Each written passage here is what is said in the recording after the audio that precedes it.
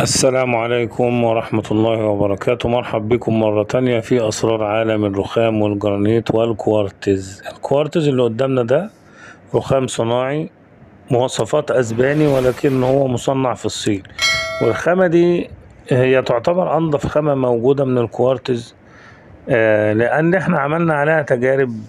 السكينة ما بتتخربش، وعملنا تجربة البقع بالكركم والقهوة والصلصة والكاتشب وكل الحاجات دي والزيت ومية النار، والتجارب دي موجودة على القناة، ممكن تخشوا تشوفوها. الخامة دي ممتازة جدا، ما بتأثرش فيها حاجة وبتعيش، ولونها جميل زي ما احنا شايفين. هنسمع رأي المدام صاحبة المطبخ ومعاها كمان بنتها، هيقولوا رأيهم في الشغل وفي الخامة وفي المواعيد. يلا نتابع الفيديو للآخر. مدام قولي لنا رأي حضرتك بقى في الشغل. شكرا.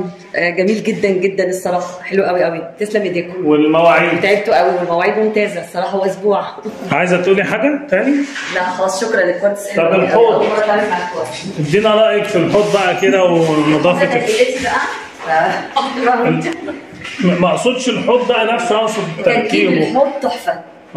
تركيب الحوض حلو قوي قوي.